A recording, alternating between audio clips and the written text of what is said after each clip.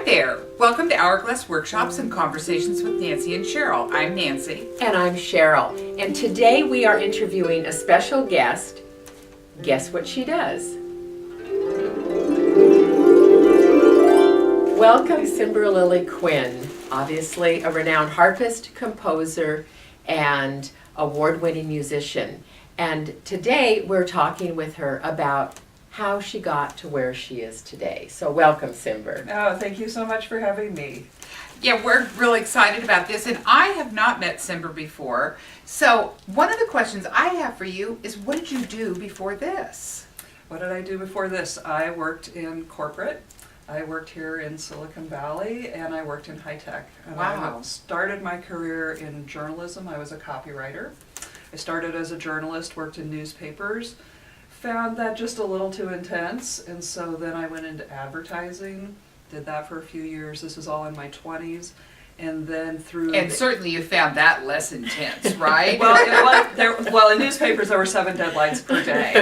This was only like a deadline every so often. It wasn't quite as bad. But through the advertising, I got into high tech. We had Hewlett-Packard as a client, and it just turned out that I had a knack for it. Mm-hmm. And I really loved it. I really, really enjoyed it. But I got sick. When I was in my 30s, I started having reproductive problems. We were trying to have children. I ultimately wasn't able to have children because I had endometriosis, and I know a lot of women struggle with endometriosis. And so, we tried a lot of different things, but ultimately when I was 38, I had a hysterectomy. And the doctor said, well, you'll be out for a couple of months, but it turned out that I was exhausted on top of being ill. And so a couple of months actually turned into a couple of years that I had to take off of work. I had to really examine myself and understand that at that point in my life I was identifying myself with my job. Mm-hmm. It's It's true of a lot of women. Yeah. It's true of a lot of men, That's too. true, yes. And so all of a sudden I felt completely disoriented. I didn't know who I was because I wasn't writing, I wasn't working, I didn't have children. You know, all of the things that we I use to define ourselves, all of that was being taken away from me. But I have enough of a spiritual practice to be able to go, well, there must be something else coming, because the universe doesn't just take things away and then not give you something else. So those things were driving me in the direction of stopping the work. And then we experienced a family tragedy. My husband's daughter died suddenly in a motorcycle accident. She was 23. Wow. And a lot of people say, oh, I have no idea what that feels like. And I always say, good, I don't want you to know. Right. And so that really was the breaking point between our own not being able to have children and then him losing one of his own children. We said, that's it, we have to get out of here. And so we went to Hawaii. And we lived on the Big Island for 9 years. And while I was in Hawaii, this is really when the big transformation happened for me. First I had to rest. I was working with a wonderful acupuncturist at that time who said, honey, I cannot stick a needle in you, give you a pill, nothing is going to help you but rest. You need to rest. And I think a lot of women get to this point in their life and they've been going, and then whether it's a hysterectomy or just, regular perimenopause or menopause, your energy all changes. Yes. And so all of a sudden I'm like, this is like a decade ahead of what I was thinking this was going to happen. But I did. I took her advice, I rested, and I then started working with a Reiki master. And the Reiki master was the one who really pointed me in the direction of the music. Were you musically inclined before? Okay. I came from a musical family. I lived in a musical community. Every child got daily musical education in public school at that time. But I burnt out. I also lived in an abusive family and a perfectionistic family, and so by the time I was 15, I was like, I'm not doing music. I'm done with that. And went off into business, and that was a heretical move in my family. But so I had this musical background, and so the Reiki master, what she said to me was, and this is the advice I'm going to give your viewers, go back into your childhood, find the part of yourself that you sliced off in order to go forward in your life. That is where the richness is that you're looking for the next part of your life. Yes, we do that in our workshops. We stress that, and it's one of the exercises we do is go back and find those hidden seeds that lay buried for many, many years, because that's where the real passion lies. Yep. Yeah. It's true. That's a, So I didn't know what that was at first, and I imagine any woman sort of facing that question won't know at first what that is. And so how I did it was, I just, in my meditations, I put a question mark in my third eye, I put a question mark in my heart, and then I went out into my life and I played Dr. Seuss. So like, are you my purpose? Are you my purpose? Are you my purpose? And I would just walk around and look at stuff like, are you my purpose? You're beautiful, but no. No. And then one day, and it really took me maybe just a couple of months of looking, but I was really looking. And you went with intention, and you asked the question, and not only the analytic question, but the emotional, heartfelt question. Right. Yeah. I knew that when I saw it, or I heard it, or encountered it, or whatever, it would hit that deep child part, and it would be like ding. So I was just looking for that moment, kind of like when you know you can ride a bicycle for the first time. You're like, I can do it, I can do it, I can do it. Yes. It was that kind of feeling when I stumbled across it. And what happened for me was, this was 8.5 years ago. It was Christmas time, getting the catalogs in the mail, and I'm flipping through the catalogs, and then I saw a picture of a harp, and it was a ba-ding. Wow. I knew it. I had this memory of being 6 years old. My parents took us to live music a lot, several times a week, a lot. And one night we went to hear the symphony, and the harpist had a solo that night, and she came out with her big harp and her beautiful dress. I had to have that dress. And when she played, I had this completely transformative experience. I could taste the music, feel it on my skin. I knew at age 6, I knew that's what I wanted. And so a few weeks later, they took me to meet her at her home. This was the principal harpist of the Denver Symphony Orchestra. And she let me touch her harps. Oh, I was in heaven. And then she said the deadly words, you must learn piano first. Oh, is that right? Oh, yeah. So back in the day, you learned piano before you learned anything else. And I thought, oh no, I'm 6. No. But I did. I learned piano. It was never very good. And in the process, and I think this happens to a lot of us too, men and women, we forget. Like, I had this amazing experience with the harpist, and then gradually life came in and wore down my dream until I completely forgotten that I even had that dream.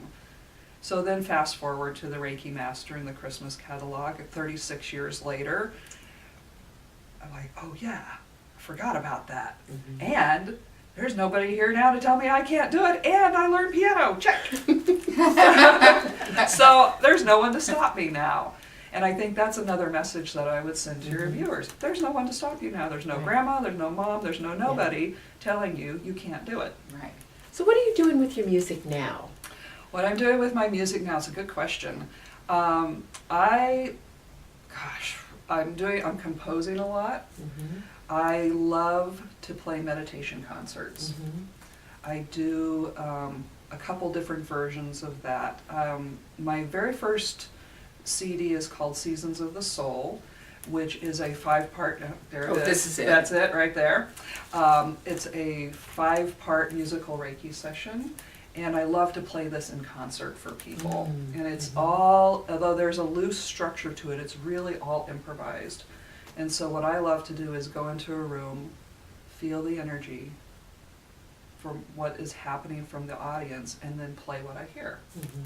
And as the energy shifts and changes and moves around, then the music shifts and changes and moves around. And I do have a little structure in case I get a little lost, or the energy goes some direction I don't want it to go. It doesn't happen very often. Right. So there's that. And then I love working with meditation teachers and spiritual teachers who want to create their own guided meditations. So I've been working closely with 3 or 4 different teachers now, and they're all on my website, where they'll record their meditation, send it to me, and then I record music live to add back to their meditation, and then they've got a product that they can sell, and I have Awesome. them also on my That's website. great. Yeah. Do you also play professionally?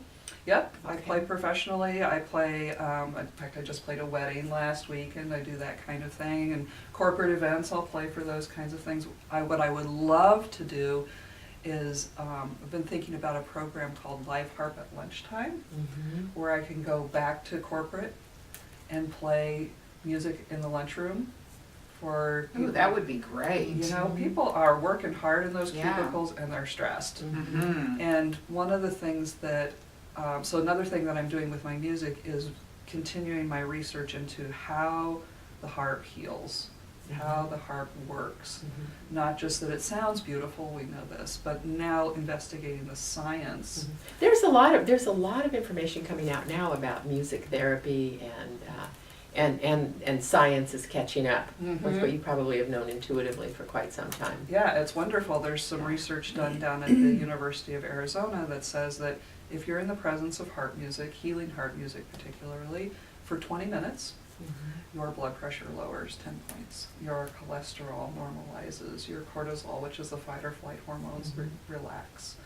And we know that if there's a live harpist present when a woman's going through in vitro fertilization or that kind of complex stuff, the uptake or the success rate is much higher Wow. because she's relaxed. That's such a great thing. I did not know that, but that's wonderful. Yeah.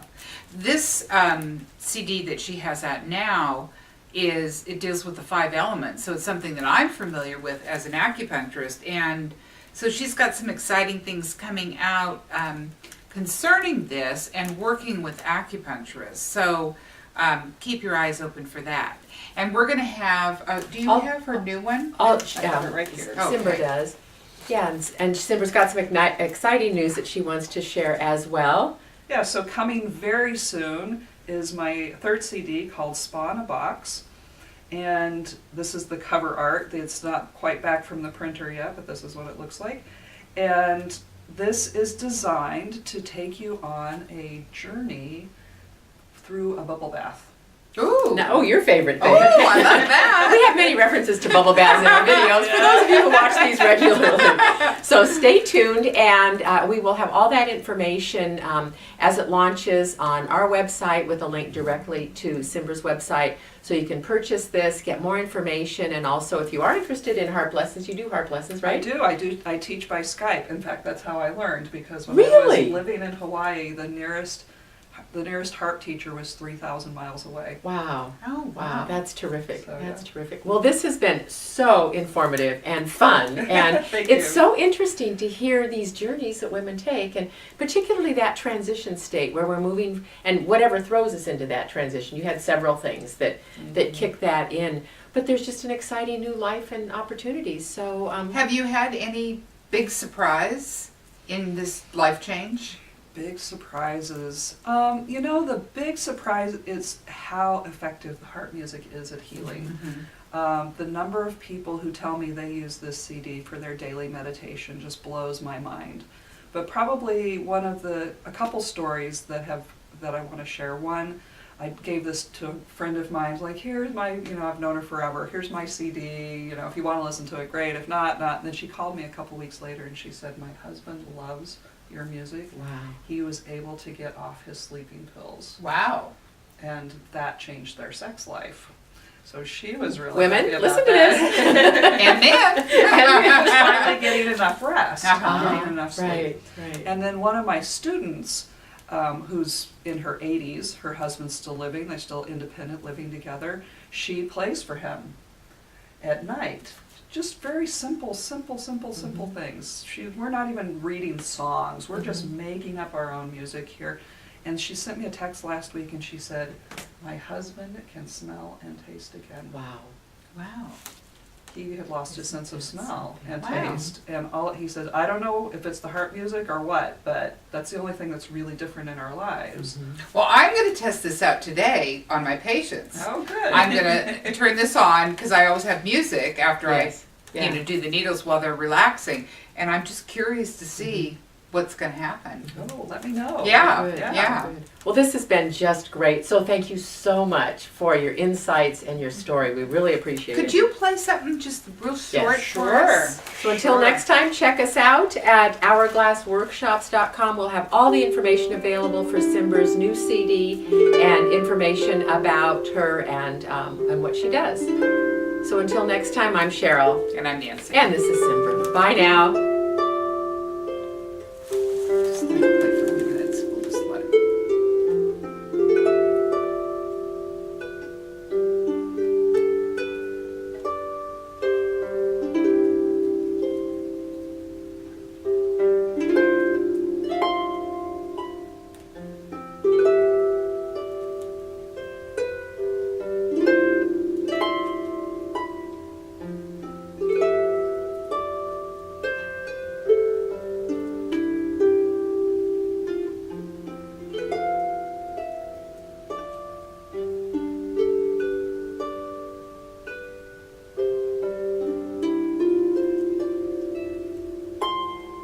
Oh, so pretty. That's Thank beautiful. you. Thank